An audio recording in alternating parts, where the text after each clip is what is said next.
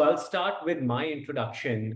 Kenneth, you know me, just for the audience. I'm one of the co-founders and CEO of JOP, Joy of Performing. We also call it Job. We are in the business and people performance enablement space. What it means is, business performance is the core to any business. You want to be sure that your business is performing well in the direction you want it to be with enough momentum so that people are also glued in and helping that performance be executed. Otherwise, a lot of times we see that it gets siloed. Business performance is at one time, and then people performance is at the other. And people get obsessed about either or, which does not work individually. So we have a platform, we have the technology to make it work. We've been around for almost 4 years now. We have about 50 odd customers using our platform, using it worldwide, getting a lot of traction in India. And as I spoke before, we started with tech enabled organizations. Today, our heavy lifting is being done with manufacturing companies, financial services, retail, real estate. We have penetrated in different industries, different verticals altogether. Kenneth is a great friend, known him for a few years now. Always lovely to speak to him, love to spend time, learn from him as well. He's much senior in the industry and knows this at the back of his hand. And I would love, Kenneth, you to introduce yourself. I think I wouldn't be able to do the justice and talk a little about yourself and what you do. And would love to, unlike different webinars that we have held, we are going to give you the stage for you to present from your experience where the industry is, what is happening in the space of OKRs, how is it helping the business, and take it from there. Over to you, my friend. Thank you. Thank you, Gaurav. I am Kenneth and I'm from Amchi, Mumbai. And over the last 22 years, I've helped more than 400 organizations grow. The kind of work that I do is spread in 4 areas. The first area is something very passionate about, and that's leadership. So I help in strategy development for organizations and strategic leadership enablement. I help with everything that has to do with leadership, especially with managerial skills. So that's a big part of what I do. While I was doing that, I encountered OKRs, and now that's the second thing that I do. So OKRs happened to me way back in 2013, 14, when I turned investor. And the company CEO came up to me and asked me, do you know OKRs? And I was a balanced scorecard guy till that time. And then when I read upon it, and there was only 1 or 2 articles on the net about it, when I read upon it, I was fascinated by the simplicity and how applicable it is in today's time. It's 10 years ago, but it's still applicable even today. And hence, I became an OKR practitioner. I helped that organization, and I'm proud to say that that company has just gone public. And OKRs has been one of the reasons why it has been able to go through that 10-year-long journey and go public just a few months. And along with that, then many other organizations across India and across the world came to know me as the OKR guy. So today I'm called as the OKR man in India. And I help people across India, Middle East, even internationally, understand and appreciate what OKRs are.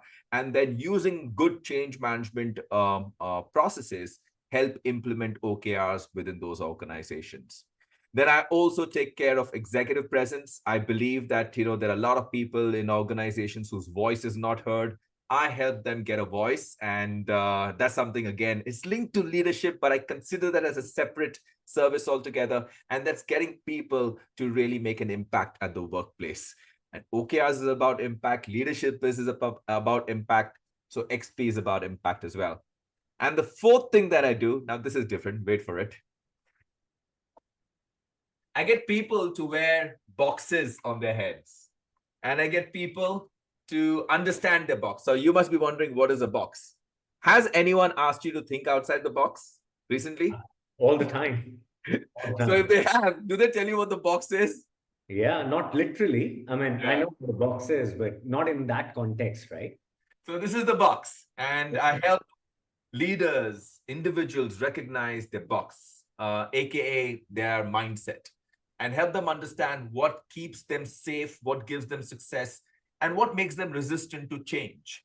And when I started doing OKRs, because it's such an important uh, process within an organization, the adaptability takes time. It's not just because people are resistant to it, because people don't want to be changed. People like change, but they don't want to be changed. So using the box, I help people recognize, what is who they are when change happens, and it's a powerful tool. But today, of course, I'm not going to speak about the other three. We're going to talk about OKRs only today. So You that's know, I do want to say this, Kenneth, taking a minute. I have attended your workshop in Mumbai about the box, and was actually one of the best time that I spent for an hour, right? It makes you realize so much about your own self. Like the box is actually nothing but what you have created for your own self. But to get out of that box is not easy. And a facilitation like what you do in that workshop blows my mind. So thank you. Really I appreciate. hope some of the audience who's here is able to attend the workshop, which you do. But kudos, man, great work. Thanks. Thank you, Gaurav. Thank you so much. Over to you. Yeah. So Atlas Learning formed close to 10 years ago, and today we are growing, we're hiring. So if you're in Amchi, Mumbai, look us up. Yeah. And we're growing our team and expanding and supporting multiple businesses both in Mumbai, Maharashtra, India, Middle East, South Asia, UK, Ireland, US, multiple geographies. So if you're interested, look us up on that. Yeah. Perfect. I'm sure team would be interested and people would be looking up and reaching out to you for that.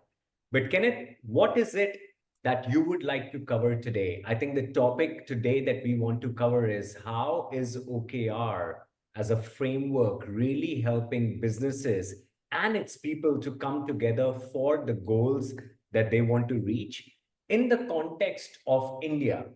I think one of the conversations we've heard is that OKR works well, A, for tech businesses, B, for companies in the valley. So, Yes.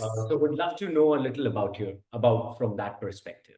Absolutely. So that is exactly what we're going to speak about today. So I'm going to start presenting. Is this the right time? Absolutely, go for it. Okay. All right. So what are OKRs? Let's demystify and break this acronym down.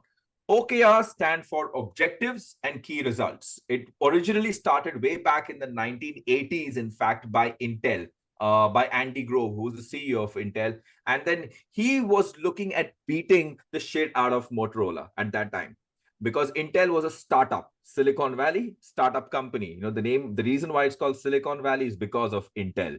And they wanted to beat the shit out of Motorola, and they realized that their people do not have the right ambition as much as the leaders have, as the organization has. And they were not looking, and they were getting beaten down by, of course, by Motorola.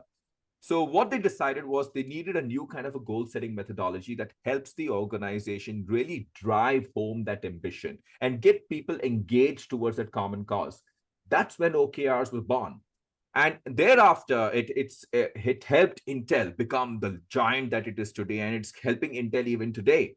But then Silicon Valley, people started moving. And one of the key people who moved was the author of this book, and that is Measure What Matters. This got out in 2017-18.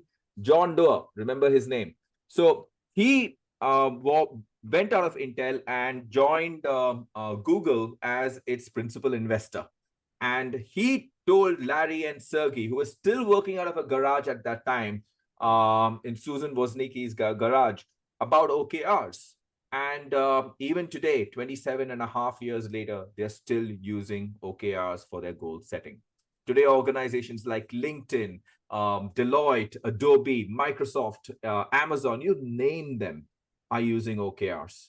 But not only them, we see a lot of non-tech companies like Gaurav, you're seeing that happening in India. So we saw a lot of non-tech companies like Airbnb, Deloitte, as I mentioned earlier, Colgate, the company that I worked with, multiple non-tech organizations as well adopt OKRs because of its simplicity. So what are OKRs? It's a goal setting management methodology.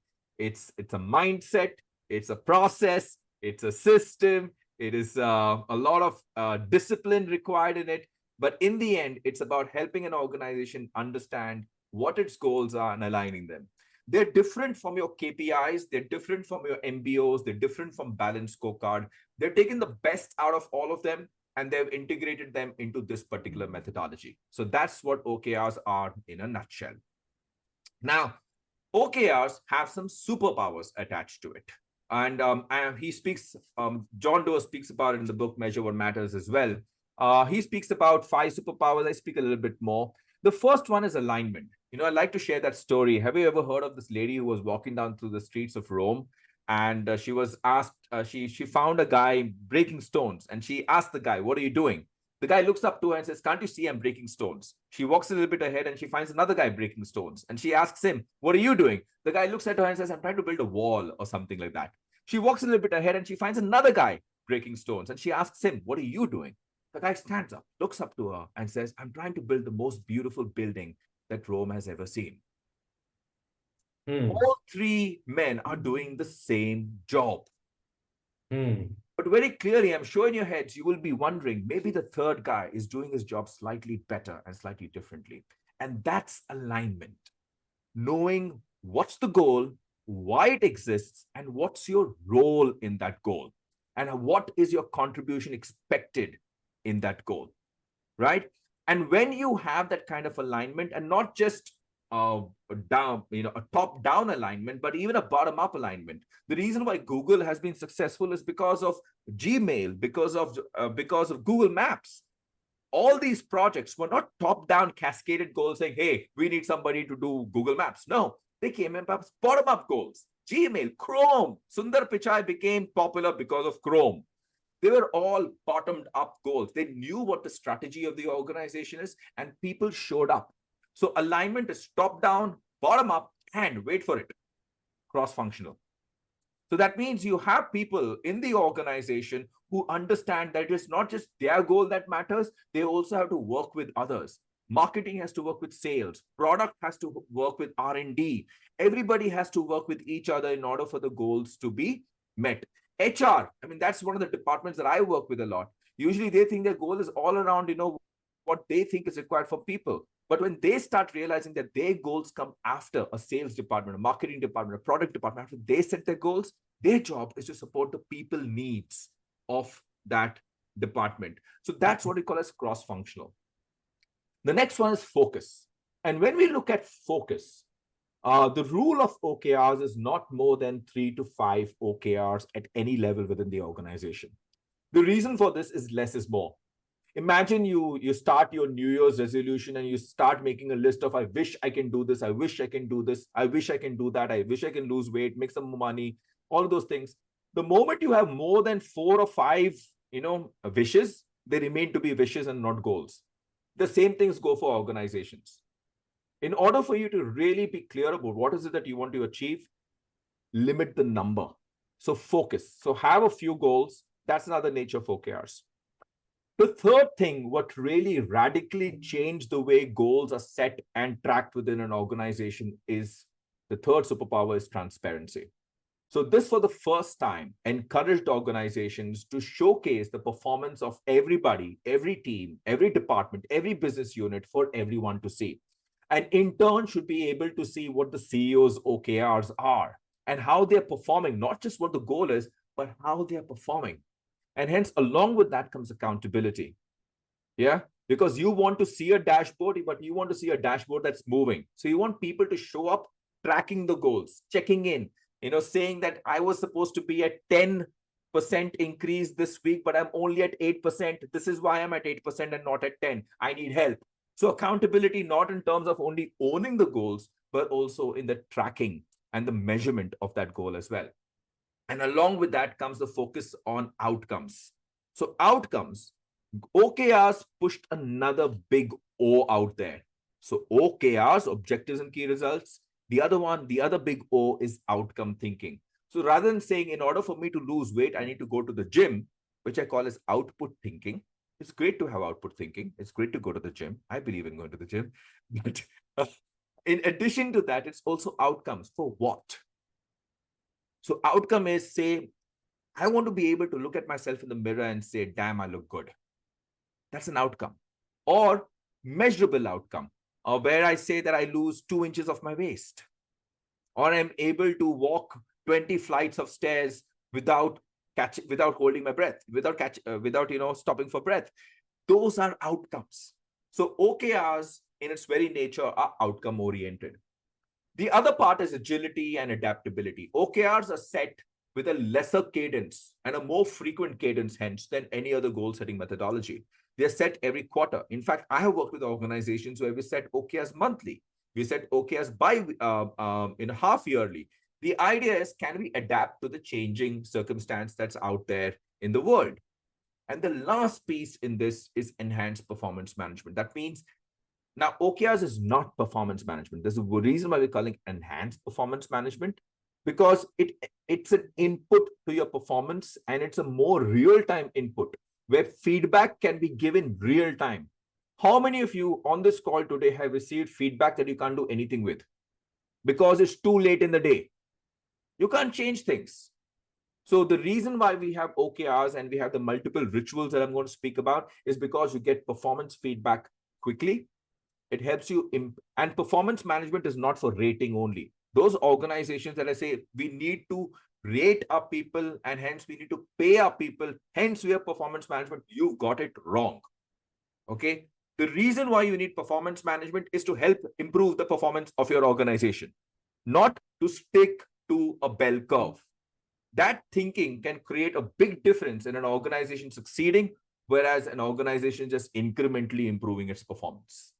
So that is where OKRs changed and radically transformed Google, radically transformed LinkedIn, and is radically transforming many organizations, both here in India as well as the world. So you see, how does an OKR look like? In the end, it's a syntax. There's an O and there's a KR. So if you see that, Google, their strategy is very innovative. They wanted to drive growth. This is looking at way back in the early 2000s. And hence, when they started off with Android especially, and Chrome and Android, you can see an O. The O out there is improve the user experience on mobile. Very clear focus. What we're going to do as a team, as an organization, is our job is to improve user experience. Now that's an O. The KRs are the measures. And you don't have one KR. This is another beautiful part about OKRs. You have multiple measures to see whether you're achieving your ambition of improving user experience. So that means you have the metric on page load, you have the metric on bounce rate, you have the metric on user retention. Each of these metrics with targets help you recognize that only if we do these three will our objective hence be achieved. So that's what you're looking for in OKRs. Now, imagine that this is spread through the organization, not this goal, but there are some engineering teams within the organization working only on this, and they have OKRs linked to this particular KR. So here.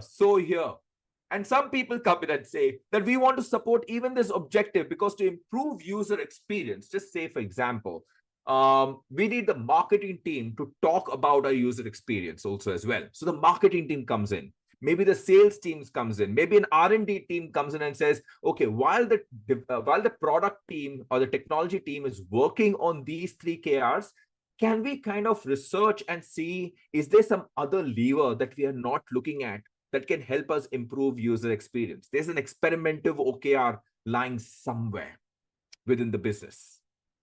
So when this happens across an organization, not just this OKR, but multiple OKRs connected to this OKR, then what we get is the sum of parts is equal to or greater than the whole. That means organizations, that means departments, teams, business units are all looking at contributing. Let me actually say contributing, volunteering their goals towards it. Now, one of the things I did not talk about is this particular piece. The other aspect of OKRs that we didn't speak about is, I'm trying to put it there in my beautiful handwriting, so wait for it. There it comes, stretch. The other nature of OKRs is they all have a stretch attribute to it. And that's another superpower. That means each of those goals are entwined with an ambition level.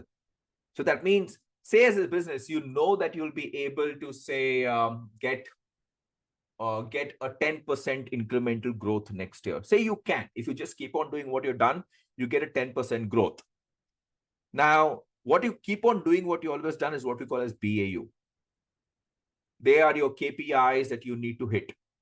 Your revenue targets, your EBITDAs, your bottom line, your cost, your regular KPIs that you need to meet. You have to monitor, track them, and make sure you're doing the similar or slightly incrementally improving things that you have done.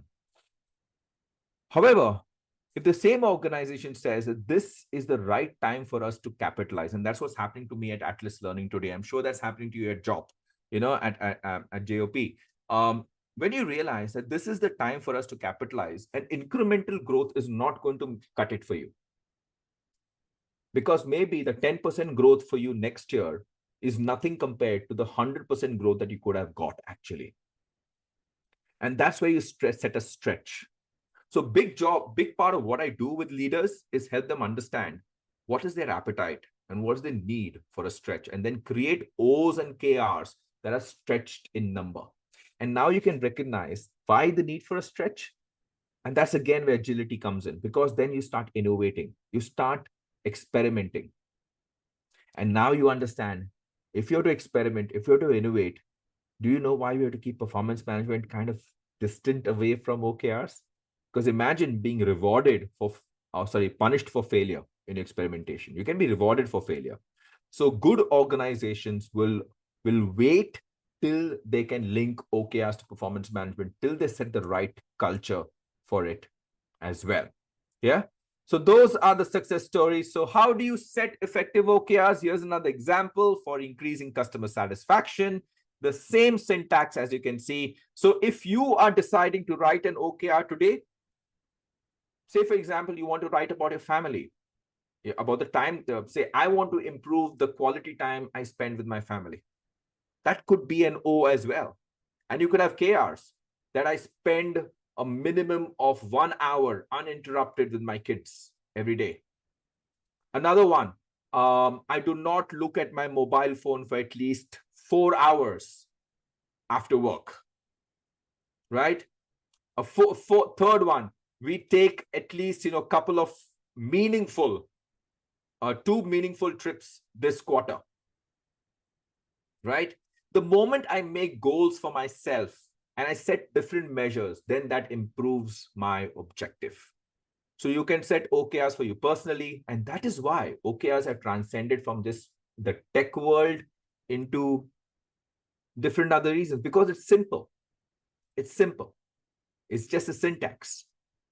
But the idea is, can we hence put in the regularity of setting the goals? That is where change management comes in, the regularity. We have to set it and reset it every quarter. The other part is the transparency. Do we have the courage to show our goals to everybody, and the courage to display our progress, our successes and failures publicly in front of everyone? That's another piece. Do we have the courage to stretch our goals? That's where OKRs became unique.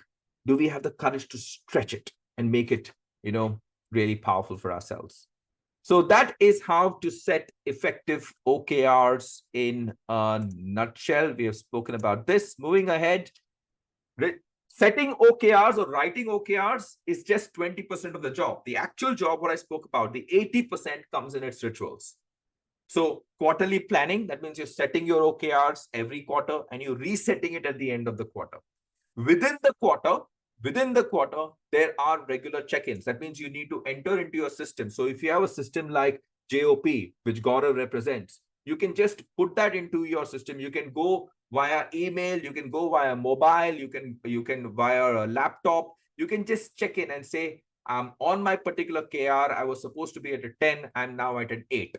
And then the system shows whether you are a red, amber, green. Are you at risk on your OKRs? Are you on track with your OKRs, or are you lagging behind with your OKRs? So it will show you multiple ways in which you are. And then all of the OKRs, remember we said OKRs are connected, they're aligned. They then speak to everything else, and you can have one view. For that to happen, for a scoreboard like that, a dashboard like a JOP to really do well, you need people to check in. And check-ins are of two types. Auto, that means an integration to Jira, you have an integration to Asana, you have an integration to Excel or Google Docs, and that helps you automatically check it in. Or your manual. I like manual. I like people to manually check in their OKRs, because only if you start moving your scoreboard would you like it. For example, recently I started looking at how I'm doing on LinkedIn. When I daily look at my number of followers increasing, when I look at my, and these are KRs, when I look at my impressions, when I start looking at it daily and I start nudging above, when I do it manually rather than waiting for a system to show that to me, there's more motivation there to do more the next day, the next week, to find new ways of increasing that metric. The same thing goes with weight. Keep your weighing machine next to you if you want to lose weight. Don't keep it far away. Keep the measurement close to you and track that measurement daily. So check-ins. The next one is you need to have even qualitative meetings. Qualitative meetings are those mid-quarter reviews or every 15 days, not necessarily mid-quarter or end of the quarter reviews. Now, this is where you discuss learning. What did we do well? We were supposed to be at 100 at the end of the quarter, but we achieved only 70. Why? What happened? What did we learn? How can we take this learning into the next quarter? Versus, oh, we were supposed to reach 100. Versus, we were supposed to reach 100. We reached 70. Who do we blame? Who gets a bad rating? So the conversation changes from who do we blame to what are we learning and what do we take into the next quarter. That's another big difference with respect to OKRs. And hence, the key thing is to celebrate success, celebrate learning, celebrate failures as much as you can through the entire quarter. So those are OKRs in a nutshell. I think that's the quickest introduction that I've ever done, and I've broken my own record of doing that within 20 minutes. I hope I've done a good job.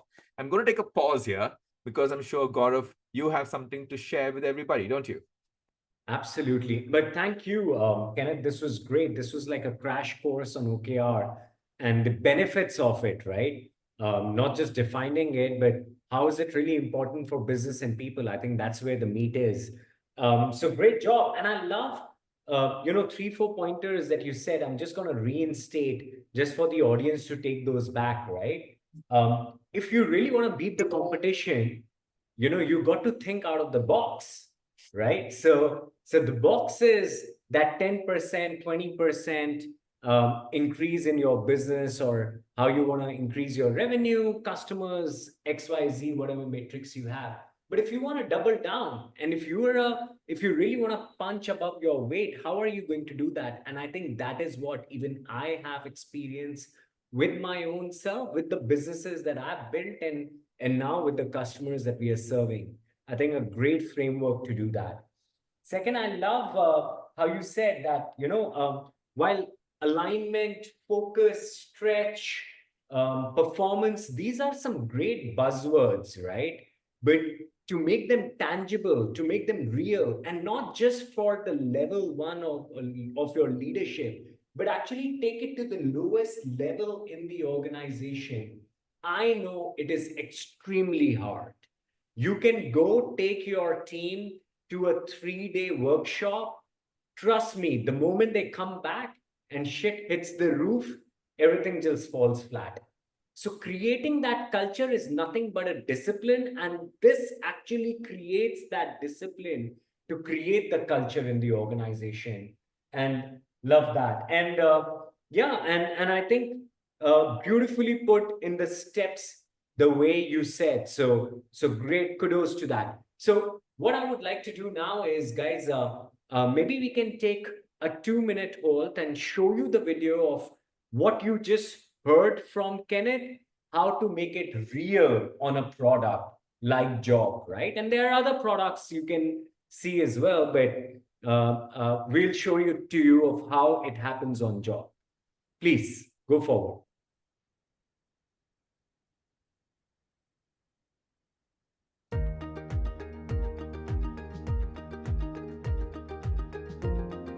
So we don't see the screen of the video. We just see the screen, which is static screen. Sorry, some technology here, but we're going to come back right back.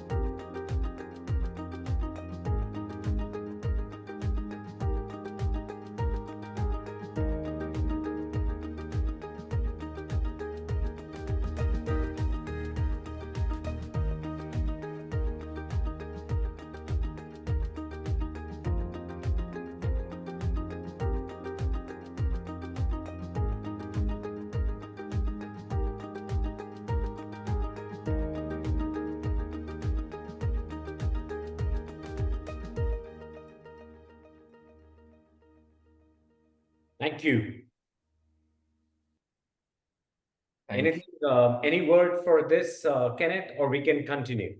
Oh, I loved it. I loved it. I was just looking at the name Madonna de Cruz and I was quite fascinated by that name. One of my favorite pop stars is Madonna.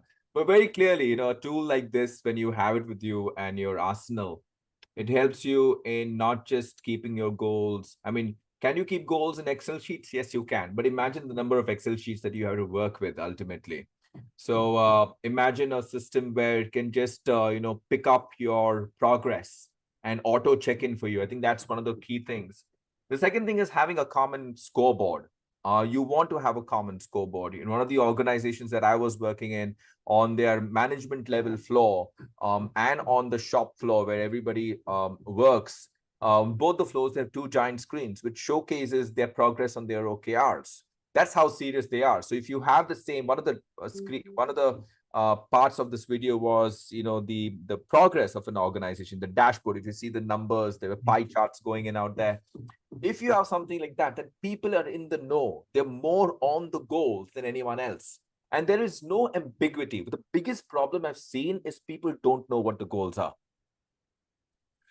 Actually, no. The biggest problem is people think they know what the goals are. That's the bigger problem. Then they work on their marketing things, that marketing's goals are most important. Product things that products' goals are more important.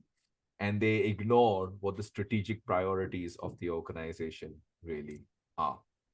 So yeah, we move on from there. And the reason why we have this amazing crowd is because to let you know, India, Jai Hind, our country has adopted OKRs since 2013-14 when we started. And today, there are organizations as big as Geo, Colgate, Unilever, the Indian School of Business that I'm working very closely with, Hamilton, the guys who make your tiffin boxes, organizations like that who are using OKRs quite successfully.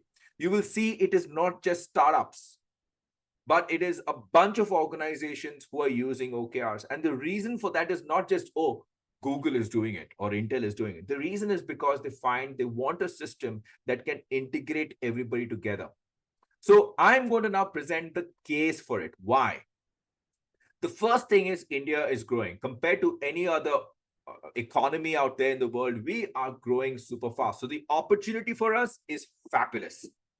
And because of that, there are going to be a number of companies, not just companies who are aspiring to become unicorns, but a lot of SMEs, a lot of scale-ups who are just growing and growing. And because of that, you need a kind of a system that can fuel ambition. You need the CEO's desk and the founder's office to be able to sit down and say, what is it that we should be focusing on, aka OKRs, and what should we not be focusing on? That decision, you need an ability to make that decision, and OKRs is a great framework for you to make that decision. And so OKRs is a great framework then for you to communicate that decision to everybody in the organization, which results in a sustainable and scalable business. The number one reasons why business fail to scale is because they're doing too many things, or they're doing betting on only one thing and it fails, and they're not able to learn quickly enough. We call it the sunk cost bias. You invest so heavily in one thing, you're not willing to learn, and then you fail miserably in that particular thing. OKRs is a great framework for you to unite your hybrid and the Gen Z and the millennial workforce of today. India has a huge number of them.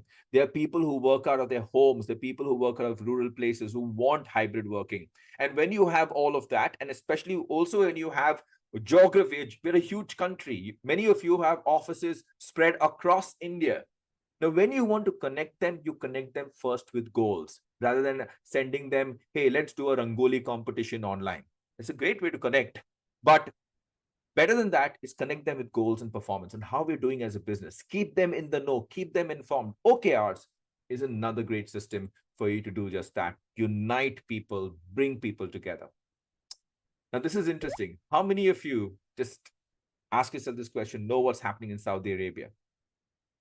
Saudi Arabia, as a country, has adopted OKRs as their go-to management methodology. And that's a big one. Many of you know the Line project, the NEOM, the Oxagon, multiple projects are happening out there. That's because the different ministries are working on OKRs. They have ministry-based OKRs. So that means if you are a power ministry, if you're an information ministry, you're a technology ministry, you're a water ministry, each of these ministries need have OKRs, and it's something that everybody is doing. The public sector companies are working on OKRs. And my ask is, if anyone out here can influence the Indian government to work on a more measured way of doing things, I think that GDP growth rate can be tripled. I think we can, because there's a lot of potential that is there. But leaving that aside, for businesses itself, there's a huge. Let's take the examples of startups. We are a hotbed of startups, right? And of course, many people are wondering that, Kenneth, a recession is coming along. Will it impact the startup ecosystem? The recession is when ideas are actually birthed. So if at all there's a recession or there's a downward trend, that's when ideas are birthed. That's when people start thinking of what can we do differently. You need a downturn to think of how to propel you further into the future. And OKRs is a great way for you to start thinking of, your goals. And OKRs can also be for goals on cost management. OKRs can be goals on, how to keep yourself afloat. I know a lot of businesses, in 2008, 2009, and even, in a little bit of a downturn that we had a bit later after that as well, considering and especially the pandemic was a great example of when OKRs became so popular across India. simply because it allowed people to consolidate everything. Make people focus on a few things. One of the top goals that most top organizations had was well-being of their people. That was an OKR. We want our company to continue to focus on well-being and health of our employees. So startups, and they start. The other reason is startups. Most CEOs have a lot of ideas. They get up the next every morning and they say, I want to do this, I want to do that, I want to do this. OKRs keeps them in check and keeps the entire business in check on what's most important rather than just wishful thinking. And that can then drive growth for them. The biggest sector, which contributes 40% of India's GDP, is the SMEs, the MSMEs. And there's a huge potential for MSMEs to start scaling, just like the US or China or multiple other countries. We are at that cusp where there will be more unicorns not coming from the startup world, but coming in from existing traditional businesses that are MSMEs today, in that 100 crore, 50 to 100 crore revenue area. And I think that's a great area. If you represent an MSME or people who are MSMEs, talk about OKRs to them, because they need a system that can improve their performance, improve their prioritization, increase team collaboration, and unleash the potential that's there within the business and get them more agile in their thinking. The reason why they may fail is because of incremental thinking, because they will not be able to ride the wave that's coming into our country very soon. There will be a downturn, but there will be an upturn as well.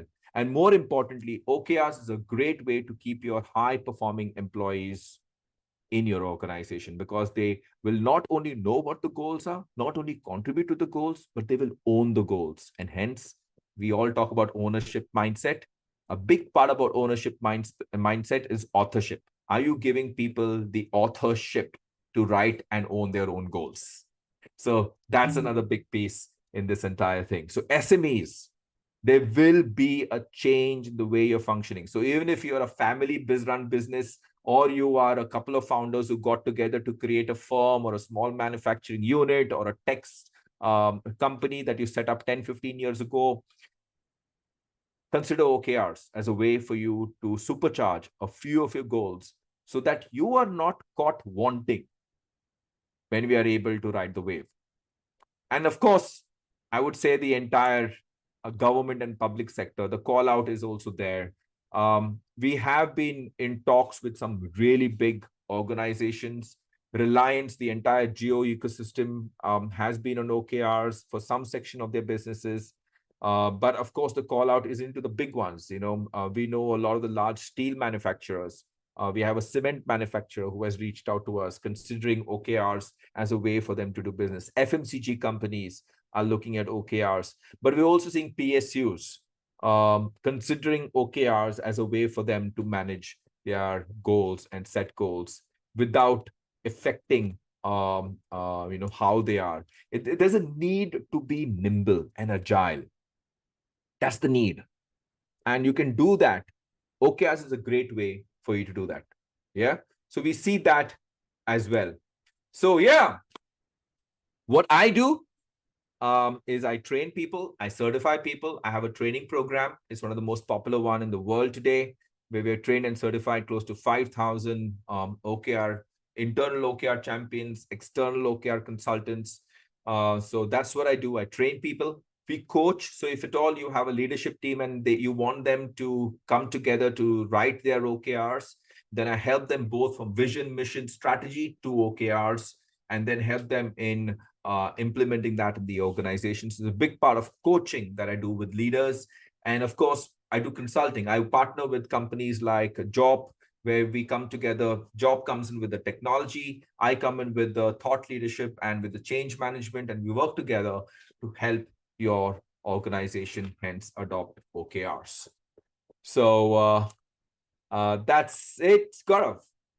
Absolutely. I think, thank you, Kenneth, again for taking out the time and really going deep into the subject. I'm sure the audience would have loved to, whatever you spoke about, and really get an understanding of the framework and how it can help, along with the technology like Job Platform can do. So, Kenneth, I have two or three very quick follow-up questions before we just open it to the crowd as well, right? So if since you work with other countries as well, like Ireland, UK, US, and India, what is the stark difference that you see in organizations in India really going forward with it? In my experience, and I've been working for about 25 years with global countries and different geographies. India seemed to me is more a do it for me economy than a do it yourself, if you compare it to the West. But do you see that in this space as well? And what are your thoughts on that? I've seen a complete mixed bag of that, honestly. I think so here's the thing. Most of our organization leaders, if they come in with a pedigree of, an MNC, they come in from an MNC kind of pedigree, you will find that they are more open to doing things like OKRs. And they also recognize that they would have to do it themselves rather than have somebody else do it for them. So most of my consulting projects are very lean because I sell the fact it is that the CEO, the CTO, the CPO, the CHRO, they are the ones who have to ultimately own the OKR implementation. So something like OKRs to work, you need leaders to step up. And if they come in from that kind of pedigree, you do have. Then at the same time, we have a lot of people who do belong to the do it for me kind of place where they say, Kenneth, just come in and tell us, do everything for me. I've had people saying, can you also write the goals on the system for us? When writing the goals is somebody else's job, say, can you just put the goals up there and then we will start doing it? Can you call for the meetings? Because we don't want to call for the meetings. We don't, the external person probably will be better position to do that. We do see that happening quite a lot. But the biggest, I think, a differentiating factor actually is a good differentiating factor. And that is India is hungry. It's not hungry for just aping or copying something that's coming from the West.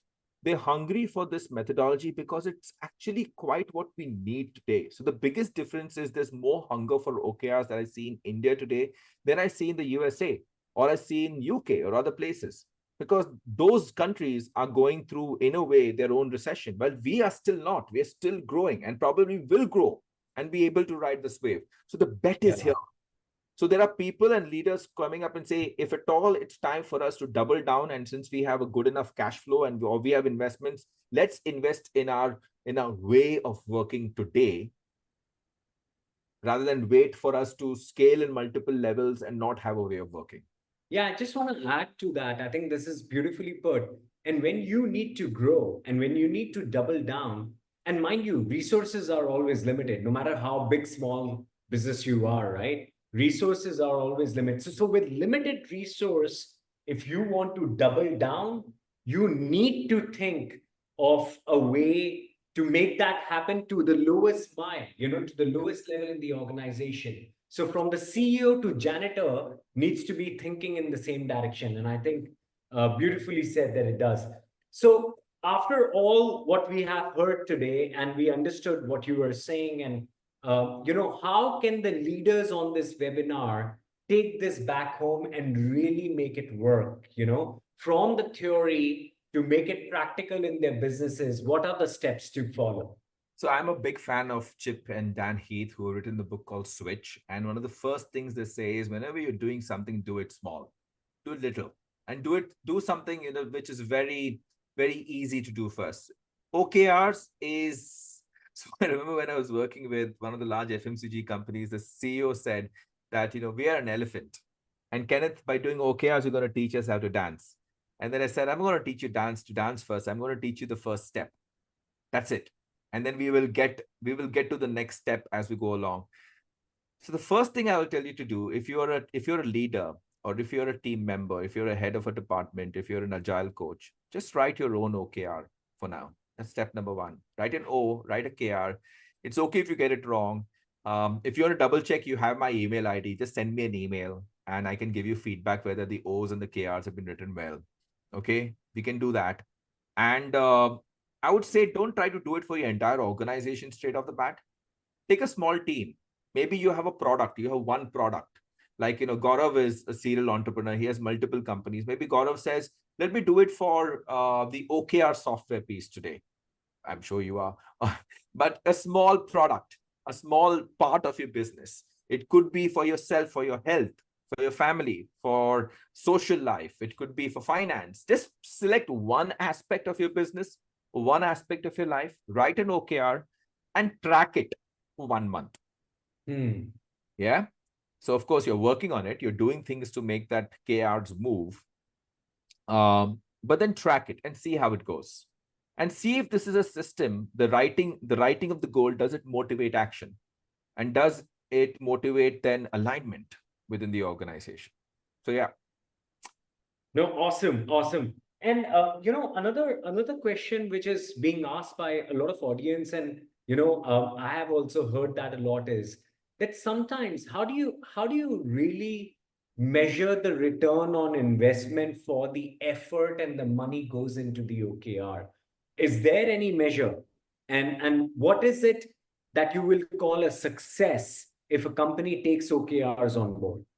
I think OKRs is the least expensive thing that you can ever think of. I've known companies who can get running with OKRs with an investment of, I mean, if you're an MSME, I'll speak in MSME language. If you're 150 employees, 100 crores, it'll cost you less than 20 to 30 lakhs to get started with it, right? And the return on investment will be seen the very next year. I'm not saying the investment, I'm saying your goals. Imagine you set you're a 100 crore company. The next year you set a 200 crore target and you achieve maybe 130, 140 crores. You don't hit, you're getting 30 to 40 crores X because you focused on a few goals, because you got a few things right. Now, the reason I'm saying that with confidence is because I've seen organizations getting that return. But then it's not about the money as well. Sometimes it's also about the biggest goals that are the best. Actually, OKR goals are customer goals. I work with organizations, it's not revenue as an OKR. It's more like customer obsession, customer delight. What are you changing in the customer's life? When we talk about outcome, the impact, the first question I ask is, how do you measure the impact of your product, your service, your technology to the customer's life? If you're able to measure that and have that as an O, as an objective, and then you have multiple measures, you would be finding more and more customers coming to you. So that is where the actual the merit lies. The other merit lies in the fact that your organization now has a system that allows them to prioritize and understand goals. So you may not see a return on investment in the very first quarter, second quarter. We were lucky with Colgate. Colgate was, the very second quarter that we started working, it's the first quarter we started working with them. They got a double-digit growth from a decade of single-digit growth. Wow. Right? So, for an organization that's publicly listed, I'm working, for Doc Mode, which is one of the companies I invested in, to go from a 10-man team to 120-member team and get into an IPO. That's some return on investment, right? But here's the thing. OKRs is, at the end of the day, if you're a carpenter, it's like a hammer, it's a saw, it's a tool. What matters is how well you use the tool and when you use the tool and where you use the tool as well. And I love that analogy, that you can have lag indicators. So in language, lag indicators and lead indicators, right? Lag indicators, you can only know whether you've reached or not after the time has passed. Yeah. Lead indicator, you can understand as you're going through that journey, right? So a revenue or number of customers is a great lag indicator. But customer obsession, understanding the impact that your business bring to customers, is a great lead indicator.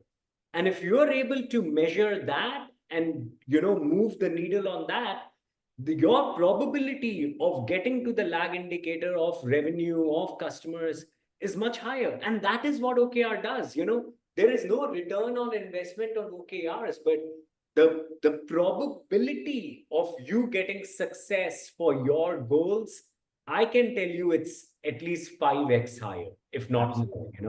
Absolutely. So so The great. other ROI is, if you're a startup company, then most venture capitalists and Series A and Series B investors, they see whether you have an OKR system in place. So that's another ROI if you're looking for, if any. Absolutely. Since I'm in the startup world and the tech world for many, many years now, VCs are more eager to invest in you if you have OKRs in your company, just because they know that you are measurement driven, you are matrix driven, you have the culture to have the transparency and build upon what is working and leave what is not working. And similarly for any other business. So great work. We are almost in time, 2 minutes left. Anything you would like to share, Kenneth, as last I words? like the last question asked by Thomas Cherian. Due to high volatility at the workspace, many of the jobs are unplanned. Is there a big possibility for omitting those important jobs as we prefer OKRs? Um, so here's the thing. If something is important, then that should be an OKR. That's my easy answer to it. If something comes in, so for example, during the pandemic, when you had to all, be taking care of your health, that became an OKR. Now, if you have a crisis situation every week at the workplace, which is causing you to not look at the big picture, then taking care of why do you have those crisis situations? Probably it's an organization leadership problem. Maybe it's a cultural problem. Maybe it's a decision-making problem. That should be your OKR first. Solving for that should be an OKR. So that's my recommendation usually to organizations, because, and the other part is you got to also consider your resource capabilities and your budgeting in place. One of the things that we do with OKR setting is we don't take that away from budgeting and resourcing. The moment you have OKRs, you got to ask yourself, do I have the budgets, the resources? And resources are man, machine, money, time, all those things. Do I have all of that to get my OKRs going? We include something that we call as a confidence scale for every OKRs. So if you're low on the confidence scale on the OKRs, and you got to report saying, what do I need in order to get that happening? That's where the conversation, that's where the reviews are for. Reviews are for you to ask for help if you're not working on your OKRs. If there are multiple weeks and quarters that go by and your OKRs are not moving, and every time you come in and say, oh, because I had some other exigencies, I had other work to be doing and I couldn't do my OKRs, then clearly, somewhere out there, there's been a misunderstanding of what OKRs are. What should be your OKRs and not OKRs. And it's been wishful thinking. So people have already set you up for failure by not giving you the resources that are there. So maybe getting the resources, getting the time are supposed to be your OKRs first, right? In order to get there. I hope I've answered that, Thomas. Very well, very well. Thank you. So Kenneth, where can people find you if they want to reach out and know more about the subject, know more how to implement this? Where can they find you? So we're going to put a link on the chat. We're going to put a link in the comment section on LinkedIn. But find me at Kenneth Paul Lewis at LinkedIn, or our website, www.atlaslearning.in. You can follow us, Atlas Learning, on LinkedIn as well. That's the best way to find us. Or you can email me at kenneth@atlaslearning.in, or call me at 98201 60888. Great. Thank you. Thanks, buddy.